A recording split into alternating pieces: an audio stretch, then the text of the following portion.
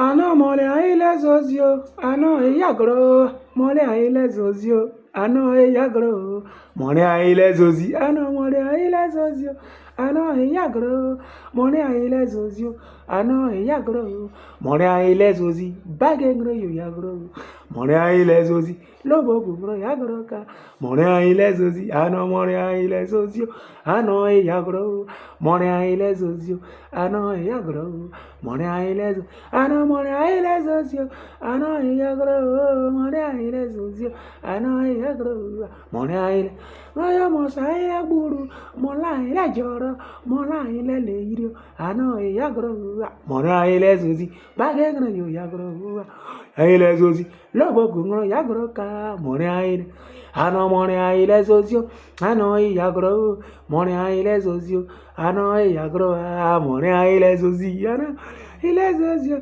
ano yagro, mole aile zozio, ano yagro, mole aile zozi, lalu mole aile zozio, mole aile joro, mole aile kuragba, ano yagro, mole aile zozi, bagengro yo yagro, mole aile zozi, lobo gungro yagro ka, les zozi, ano mole aile zozio, ano yagro, mole aile zozio, ano yagro, mole aile zozi. Oui, les Arabiens Soyalo, évangéliste d'Eima, de la paroisse Anoualibé d'Abobo Centre.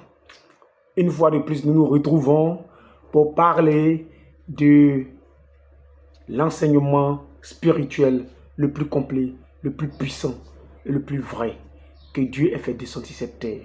Cet enseignement a été révélé par une femme pas comme les autres, une femme qui durant toute sa vie n'a pas connu d'homme, une femme qui par la prière a mis fin à la colonisation, une femme qui par la prière a mis fin au pouvoir des sorciers sur l'Afrique noire, une femme qui par la prière a mis fin à la domination de Théophile sur l'homme noir, une femme qui par la prière a éteint le mal à travers Koubla Bogué dans le cœur et dans l'âme de l'homme noir. Cette femme que l'Afrique doit valoriser, que l'Afrique doit chanter, que l'Afrique doit magnifier tous les jours, que tout Africain doit se souvenir tous les jours, n'est autre que Anna Melissa Bagengrio, la révélation de la religion d'Ima.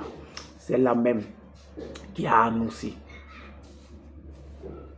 depuis des lustres, pour ne pas dire depuis les années 40, en pleine colonisation, que la colonisation prendrait fin. Et la colonisation a pris fin. C'est là qui a annoncé qu'on allait être indépendant et on a été indépendant.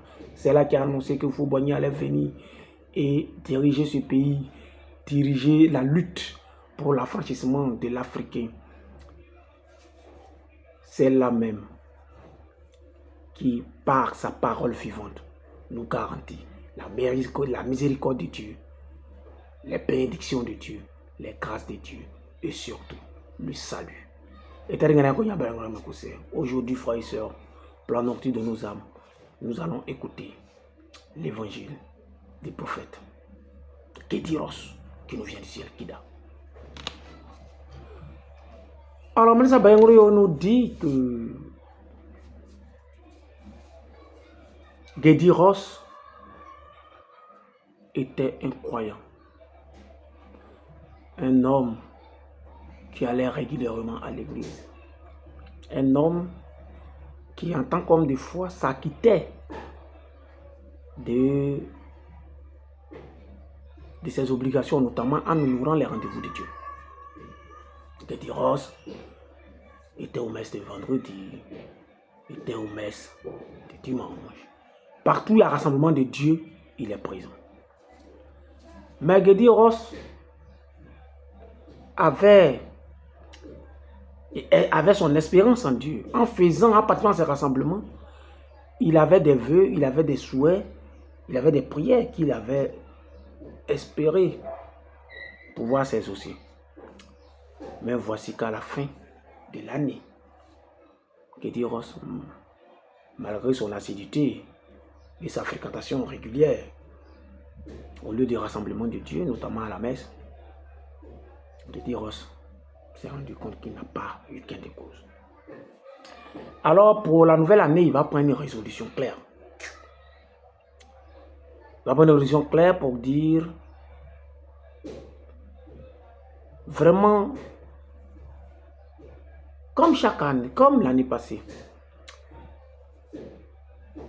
j'ai marché avec Dieu, mais je n'ai pas eu gain de cause cette année. Sérieusement, chaque jour que je vais à l'église, je vais l'enregistrer et le noter pour qu'à la fin de l'année, vraiment Dieu et moi, on puisse faire les points. Et donc, il va acheter un canari. Et chaque jour qu'il va aller à l'église, chaque fois qu'il va aller à l'église, il va mettre un caillou dans le canari. Il va mettre un caillou dans le canari. Chaque jour, chaque fois qu'il va à l'église, chaque fois qu'il va à un lieu de rassemblement, un rendez-vous de Dieu, il met un canari, un caillou dans son canari. Et Ross va faire ce petit rituel-là jusqu'à la fin de l'année. On dirait que s'il est chef d'Eima et qu'il n'a manqué à aucun jour, c'est-à-dire qu'il a participé à toutes les messes de vendredi, toutes les messes de dimanche, ça fait déjà 104 jours. Voilà, puisqu'on a 52 semaines dans l'année. Donc ça fait déjà, on a 2 jours dans la semaine où on va à l'église. Dans 104 jours. S'il a fait toute la messe de nuit, 30 nuits, ou 29 nuits, bon, on va arrondir à 30 nuits, ça fait déjà 134 jours.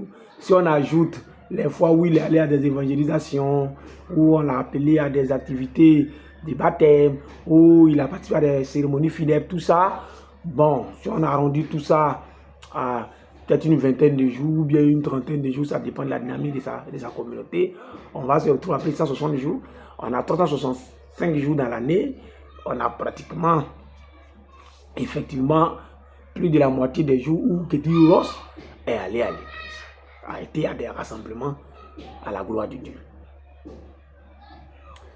À la fin de l'année, Keti Ross va tirer son canari du lit pour comptabiliser, pour compter ses cailloux. Sa surprise est grande. Il est choqué, il est étonné parce qu'il ne retrouve dans son canari que 3 cailloux. Au lieu de plus de la centaine à laquelle il s'attendait. Keti Ross est troublé. Il va se tenir avec sa femme. Mais c'est pas... Qui a pris les cailloux qui sont dans mon canari là? Elle dit, mais c'est pas... Maman, je ne sais pas que tu as un canari. Tu as un canari mais sous le lit. Je sais pourquoi. Il a tenu avec ses enfants. Personne. Tout le monde va dire... Mais on n'est même pas informé qu'il y a un canari sous la main. Pour dire qu'on sait qu'il y a un caillou qu'on va prendre. Keti Ross va être perturbé par cette situation, au point où il va en perdre l'appétit. Il va en perdre sa sérénité. Et voici qu'un jour, il va même perdre le sommeil. Et un jour somnolent, assoupi, il va voir un esprit saint qui va lui apparaître. Mais Keti Ross, qu'est-ce qui te préoccupe? Il dit non, que vraiment, cette année-là, je suis allé à l'église. L'année passée, j'ai fait tout. Mais, et chaque jour que je partais, je comptabilisais, je prenais un caillou pour mettre dans un canari. Voici que le canari, je vais regarder, il n'y a que 3 cailloux. Je ne sais pas vraiment ce qui s'est passé. Il dit oui, l'esprit lui dit oui, effectivement. Le jour que tu as fait la prière, tu as dit à Dieu que tu allais compter le nombre de fois où tu allais à l'église, tu participais aux activités de Dieu.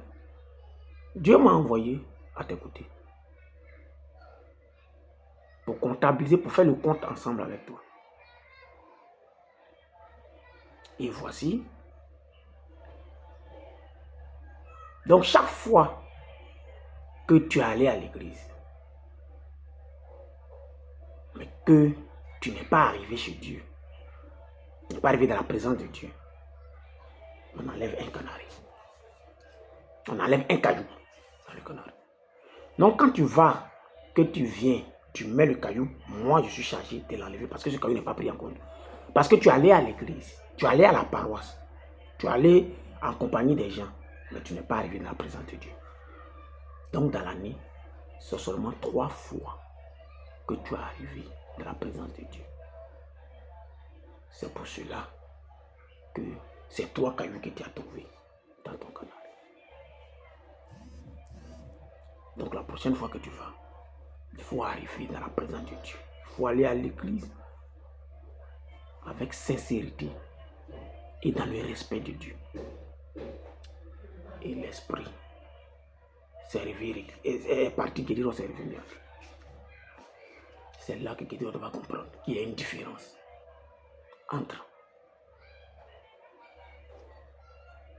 fréquenter un lieu de culte et aller à l'église.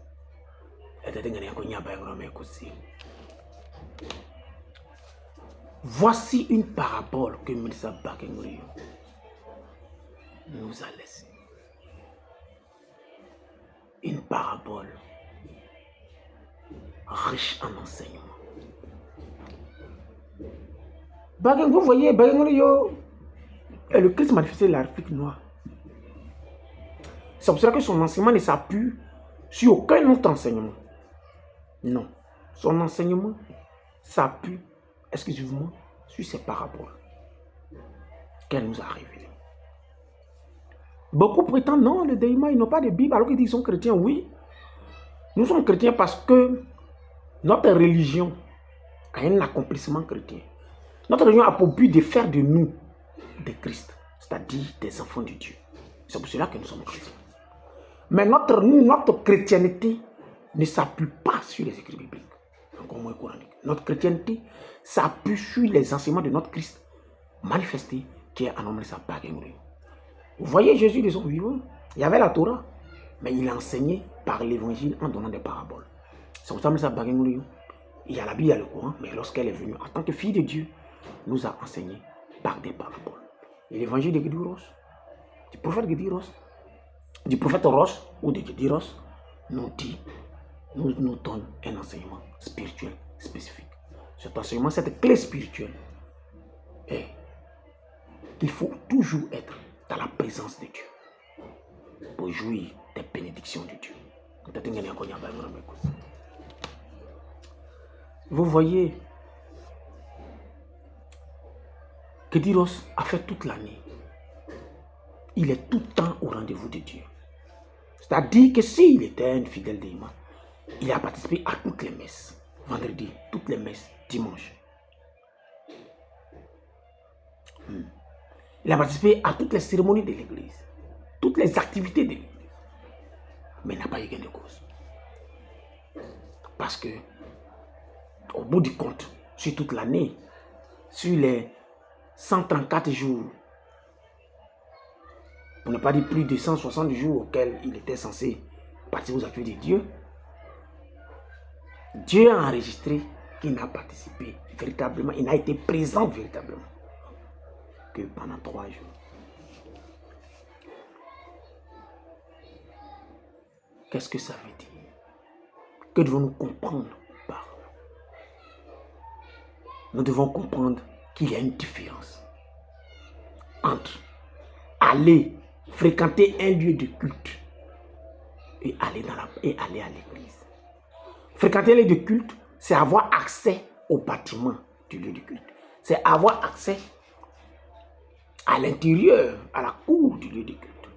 C'est avoir accès aux membres du lieu de culte. Mais aller à l'église, c'est aller dans la présence de Dieu. Ce sont 2 choses totalement différentes. C'est aller dans la présence de Dieu.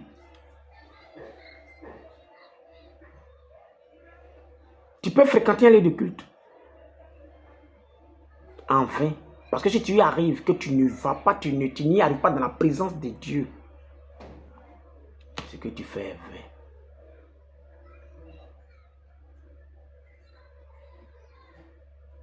Comment on va dans la présence de Dieu? La première des choses, c'est de savoir que l'Église rassemble des serviteurs de Dieu. L'Église rassemble des hommes de foi. L'Église rassemble ce que on lui a appelé, la manière de Trigogo, des bienfaiteurs, des good men, des hommes qui vivent dans l'amour divin, dans les valeurs de Dieu, dans les valeurs de l'amour divin. Être croyant, on lui a dit, l'escargot se déplace avec sa coquille. C'est-à-dire être croyant, c'est vivre constamment dans la parole de Dieu, respecter constamment les lois de Dieu, vivre constamment dans les valeurs de l'amour divin. Et nous le disons toujours, l'amour divin a 12 valeurs. Et la maison de Dieu est pour les gens qui vivent par ces 12 valeurs. La maison de Dieu, c'est pour les hommes de foi. Ceux qui croient en Dieu, ceux qui espèrent en Dieu, ceux qui aiment Dieu. La maison de Dieu, c'est pour les respectueux. Ceux qui respectent Dieu. Ceux qui respectent Dieu en respectant leurs prochains. La maison de Dieu, c'est pour les tempérants. Ceux qui savent se contenir devant toute provocation. La maison de Dieu, c'est pour les hommes véridiques. Ceux qui disent la vérité en toutes circonstances. La maison de Dieu, c'est pour les sobres. Ceux qui mangent et boivent avec modération. La maison de Dieu, c'est pour les généreux. Ceux qui partagent avec les autres, sans limite ce qu'ils ont. La maison de Dieu, c'est pour les hommes libres. Ceux qui vivent dans la liberté et dans les limites que la parole de Dieu leur impose. La maison de Dieu, c'est pour les saints. Pour ne pas dire les gens qui sont sanctifiés. Ceux qui ne souillent pas leur corps par des pratiques sexuelles déviantes, par une vie sexuelle désordonnée, ou en s'injectant des éléments impurs dans le corps. La maison de Dieu, c'est pour les gens bons, ceux qui se réjouissent du bien des autres et qui veulent voir les autres heureux. La maison de Dieu, c'est pour les courageux, ceux qui se donnent la force pour défendre la vérité et l'amour de Dieu en toutes circonstances, par les actes et par les paroles.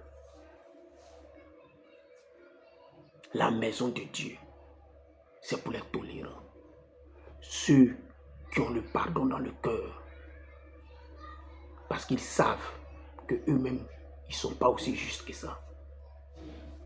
La maison de Dieu, c'est pour les humbles, ceux qui savent que quelle que soit leur grandeur aux yeux des hommes, ils sont petits devant Dieu et qui se rabaissent toujours et qui respectent les autres comme les égaux.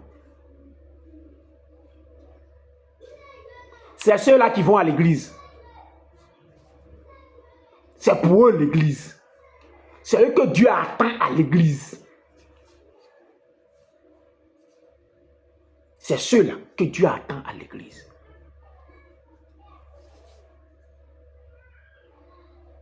Quand tu n'es pas dans ces valeurs-là, tu vas à Dieu dans un esprit repentant. C'est ce qu'on appelle le péché repentant. Parce que le péché nous sépare de Dieu. C'est la mort. Et la repentance, la confession nous réconcilie avec Dieu. Donc on va à Dieu dans les valeurs de Dieu.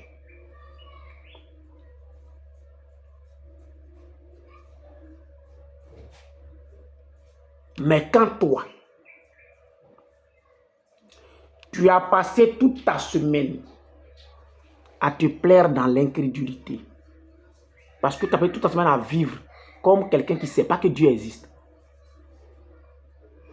Quand tu as passé tout ton temps à vivre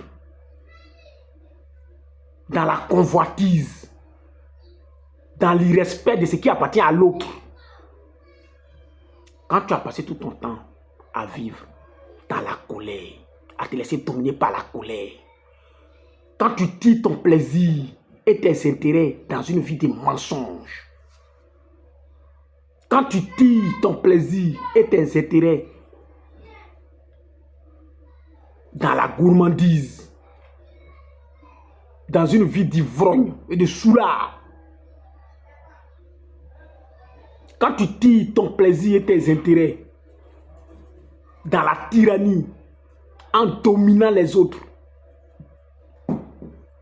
quand toi, tu es content dans la souillure, c'est quand toi, en tant que femme, tu as 15 partenaires différents que tu es satisfaite, que tu es contente, parce que tu cherches l'argent.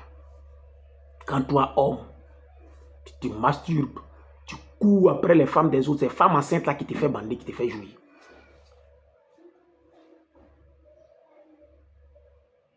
Quand toi, tu as passé ton temps à planifier toutes sortes de plans pour faire du mal aux autres, quand tu as passé ton temps à nuire aux autres à cause de ta cupidité notoire, en vivant de la corruption, quand toi, tu ne pardonnes pas, le pardon n'est pas une valeur qui fait partie de ta vie. Quand tu fais quelque chose, tu dois rendre ton couple pour que tu sois en paix.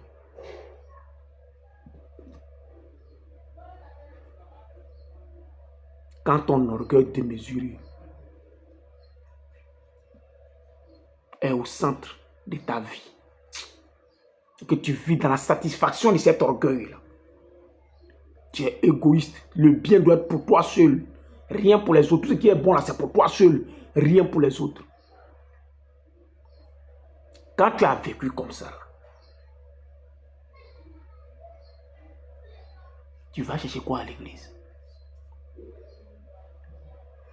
Et mais c'est là, non, tu vas chercher quoi à l'église?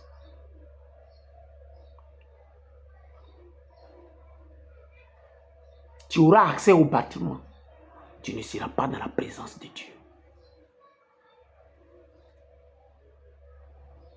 Tu ne seras pas dans la présence de Dieu. Tant que tu vas vivre dans le plaisir du péché et de ton péché dominant. Tant que tu vas vivre en étant sous le contrôle de ton péché dominant. Tant que toi, tu es contrôlé, tu dis ton plaisir et ta jouissance dans l'incrédulité, dans la colère, dans la convoitise, dans le mensonge, dans la gourmandise, dans la tyrannie, dans la souillure, dans la cupidité, dans la méchanceté, dans la lâcheté, dans l'intolérance et dans l'orgueil. Tant que ce sont ces valeurs-là qui te conduisent dans ta vie, tu vas en balade à l'église. Tu vas fréquenter un lieu de culte, mais tu ne vas pas dans la présence de Dieu parce que Dieu ne te voit pas. Dieu ne te voit pas. Donc tout ce que tu fais là-bas, là, c'est zéro. Il ne te voit pas. Il ne sait même pas que tu es là.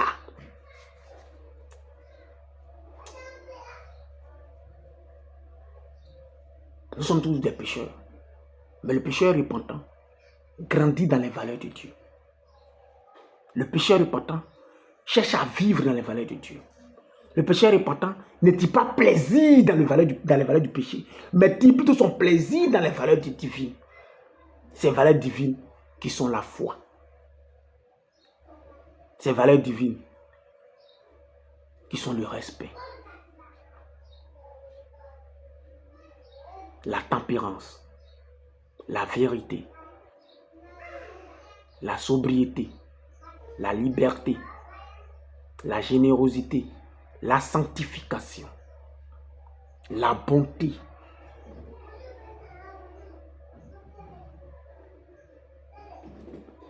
le courage, le pardon et l'humilité. Voici les valeurs dans lesquelles le pécheur repentant, l'esprit repentant, prend plaisir et grandit.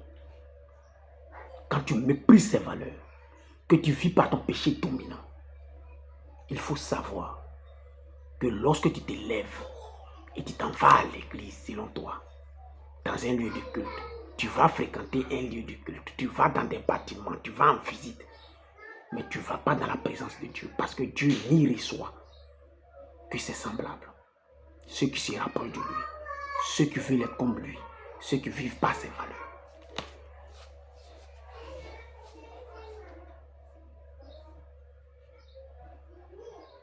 Alors chaque fois que Gedi Ross, du vrai nom, Worosé, Gedi Worosé, Worosé qui veut dire arrive.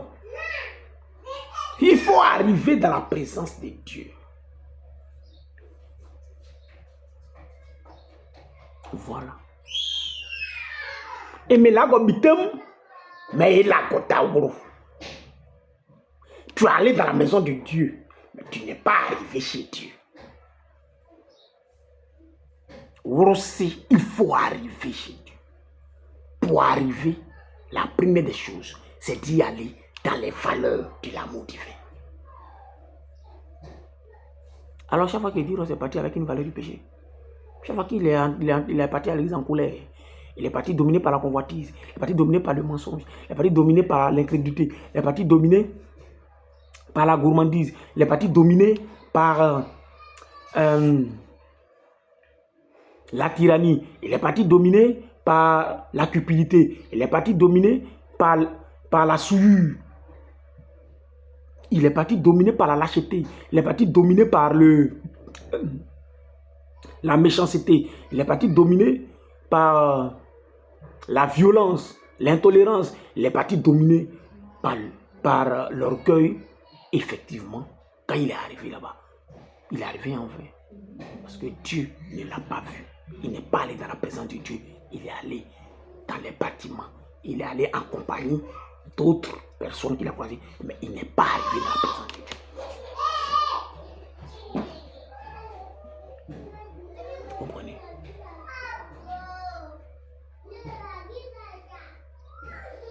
Mieux, certains même vont jusqu'à envoyer ce comportement-là à l'église.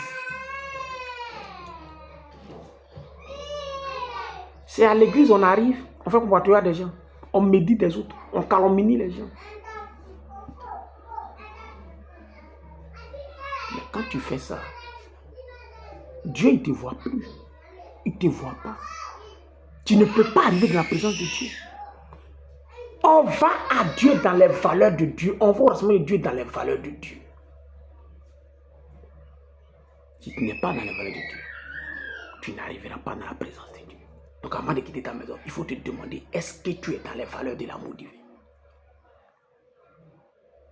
Si ce n'est pas le cas, aller à l'église, te confesser avant d'avoir accès au lieu de culte. Ça, c'est un premier niveau.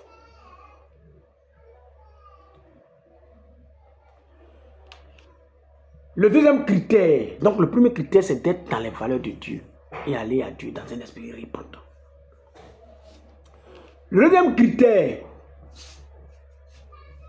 c'est de respecter Dieu. Oui, c'est de respecter Dieu.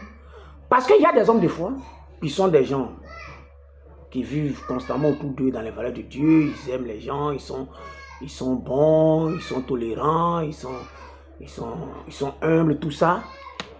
Mais le problème, c'est que eux, ils ne respectent pas Dieu. Donc, ils ne peuvent pas être dans sa présence. Ils respectent les hommes qui voient tout et tout, mais Dieu, là, il ne le respecte pas. Parce que si aujourd'hui, le président de la République te dit, j'ai rendez-vous avec toi, tu viens à 8 heures pour notre rendez-vous, tu vas t'amener à 4 heures du matin à la présidence. Parce que tu sais que ce rendez-vous-là, ça passe ou ça casse, c'est ta vie qui est en jeu. Dieu est plus grand que le président de la République. Il dit, au début, la messe commence à 4 heures au réveil. Tu dors. Tu dors.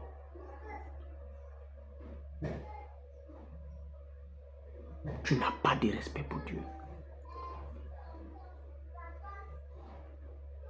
Puis, on dit le culte commence à 8 heures. Tu t'amènes à 10 heures. Mais tu n'as pas de respect pour Dieu.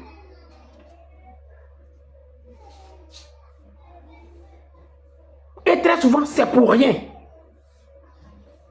Tu n'as pas de respect pour Dieu. Chaque fois que tu es venu en retard à un lieu de rassemblement, à un rendez-vous de Dieu, tu n'as pas respecté Dieu. Mon frère, ma soeur, si ces garçons que tu quêtes depuis toujours, qui t'a donné rendez-vous, à une heure, tu vas courir pour partir. Prends toutes tes décisions. Tu as commencé à te maquiller à partir de 4 heures du matin, si c'est à 8 heures. Même si le rendez-vous à 15 heures, tu as commencé à te maquiller à partir de 4 heures du matin. La fille qui t'a donné rendez-vous là, tu vas trembler sur toi, tu vas prendre tes dispositions pour être présent. Pour Dieu là, tu viens quand tu veux. Ça veut dire que ce n'est pas important. Dieu n'est pas important. Tu n'as pas de respect pour lui. Et quand tu n'as pas de respect pour Dieu, tu ne peux pas arriver dans la présence de Dieu. Parce que Dieu ne peut pas te considérer comme quelqu'un qui doit jouir des bénédictions et des grâces liées au rituel auquel tu t'en vas participer, à la cérémonie à l'activité à laquelle Dieu vous a invité. Mais regardez vous-même. Lorsque le président de la République vient, une grande personnalité vient à un rendez-vous, si c'est dans une salle, qu'est-ce qui se passe? Une fois que cette personnalité est installée, la salle est fermée, on ne rentre plus. Mais c'est la même chose pour Dieu. Une fois que le culte a commencé, ceux qui doivent apprendre de Dieu sont déjà apprendre de Dieu. Tout le reste qui viennent, tous ceux qui viennent après là, vous ne pouvez pas rentrer. Vous rentrez dans les bâtiments, mais vous n'arriverez pas dans la présence divine. C'est de ça qu'il s'agit. Tu n'as pas de respect pour Dieu. Et le comble, c'est que beaucoup ratent les bénédictions à cause de leur manque de respect pour Dieu. Parce que tous les rituels, toutes les cérémonies, toutes les messes ont des étapes. Mais l'esprit qui va venir t'apporter ta bénédiction, tu ne sais pas à quelle étape il se situe. Si cette fois Dieu a dit que non, celui qui va venir donner la bénédiction, il est au réveil. Le reste, c'est des grâces que les gens vont avoir. Bon, toi, tu ne viens pas au réveil. Tu vas avoir la bénédiction comment? S'il a dit que non, c'est pendant les moments d'invocation que cet esprit-là doit être là pour donner la bénédiction. Bon, toi, tu t'es amené au moment où on faisait la prière de clôture. Tu vas avoir quoi? C'est-à-dire que c'est pendant l'évangile que l'esprit doit, la bénédiction sera partagée aux fidèles. Que toi, après les 3 prières, tu es parti. Comme beaucoup le font. Tu vas avoir quoi? C'est-à-dire que c'est pendant le sacrement que la bénédiction va descendre sur tout le monde. Et que toi, tu t'es amené au moment de la quête. Tu vas avoir la bénédiction à quel moment?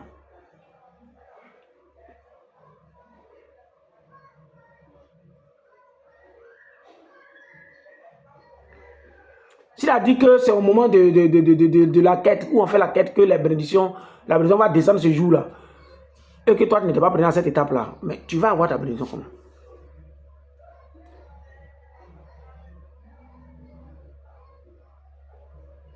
Ou c'est la prière de clôture que la bénédiction doit descendre, et que toi, tu es parti juste après la quête. Tu fais comment? S'il a dit que non, c'est au retour dans le Deimagbo, dans le sanctuaire, que tout le monde sera béni et remercié du travail qui a été abattu. Et que toi, dès qu'on a fait de l'église, tu as pris ta route à la maison. Tu vas voir ta bénédiction comment? Vous voyez? Parce que tu n'as pas respecté Dieu. Parce que respecter Dieu, c'est respecter son rendez-vous. Si on dit la messe commence à 4 heures, tu es présent de 4 heures jusqu'à la fin. Si le rituel commence à 22 heures, tu es là jusqu'à la fin. Si c'est la messe de nuit, dès qu'on commence, tu es présent jusqu'à la fin. Et tous les jours, parce que tu ne sais pas quel jour la bénédiction va descendre. Mais quand toi tu viens, comme tu veux, tu ne respectes pas Dieu. Parce que tu ne respectes pas les heures de son rendez-vous. Deuxièmement, tu ne respectes pas Dieu par l'attitude que tu as pendant les moments de prière. Pendant les moments de prière, pendant les moments de rencontre. Il y a des gens, c'est au moment où on est en train de prier Dieu là, qui sont en train de jouer les portables. Il y a d'autres, c'est au moment où le rituel est en train de se dérouler là, qui sont en train de causer. Il y en a, c'est pendant l'évangile là, que souvent il est doux. C'est là, ils dorment bien même.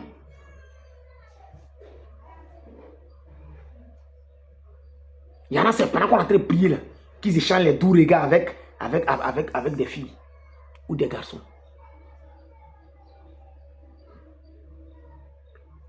C'est-à-dire que tu fais autre chose que d'être concentré sur la précision que tu es venu chercher. Ou d'être concentré sur la repentance que tu es venu chercher. C'est-à-dire, vendredi, c'est le moment de la prière de repentance. Au lieu de venir dans un état de concentration, prier, demander pardon à Dieu. Toi, c'est à ce moment-là que tu es distrait. Mais tu n'es pas dans la présence de Dieu. Tu n'arrives pas dans la présence de Dieu.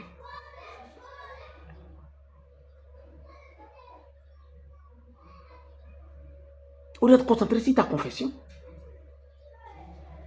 tu es concentré sur la distraction, sur ton sommeil. Au lieu de te concentrer sur ta bénédiction qui est venue demander, tu es concentré sur autre chose. Qu'est-ce que tu veux? Voici comment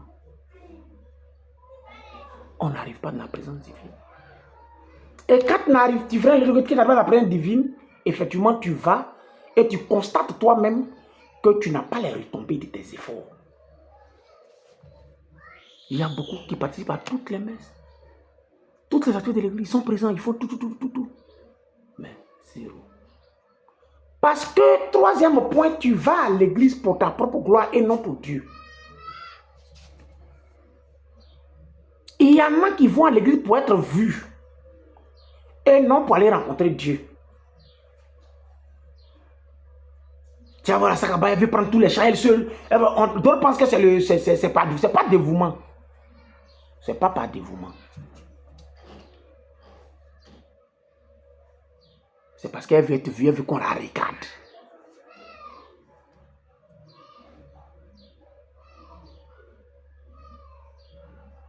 Aladja veut voir son autorité sur la parole, il veut qu'on le regarde, on voit que c'est lui qui a Aladja. C'est lui. Le lésé veut venir parler, on voit que c'est lui qui est le plus brillant. C'est lui qui parle là. Là c'est propre. Le éducateur veut montrer qu'après le guide religieux de l'église, c'est lui qui est le plus influent. Tel apôtre veut montrer que c'est lui qui est l'homme le plus puissant de l'église. Peut-être il donne l'argent pour qu'on le regarde.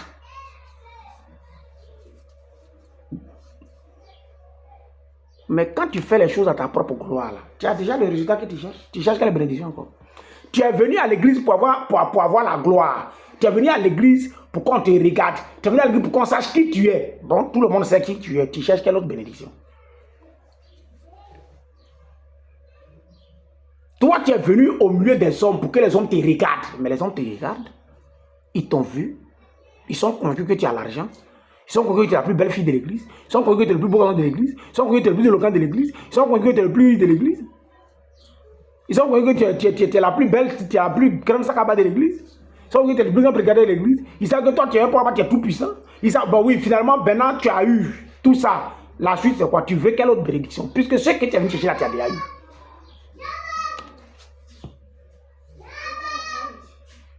Tu n'arriveras pas dans la présence divine.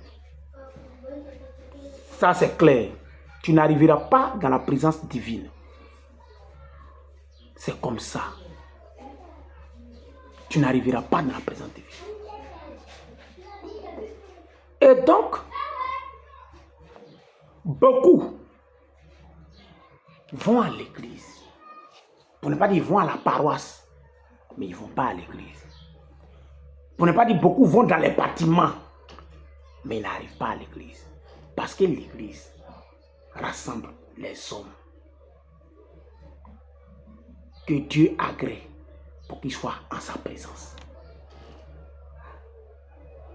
Rossi nous dit que aller à l'église, ce n'est pas arriver dans la présence de Dieu. Participer au moment de prière, ce n'est pas être dans la présence de Dieu.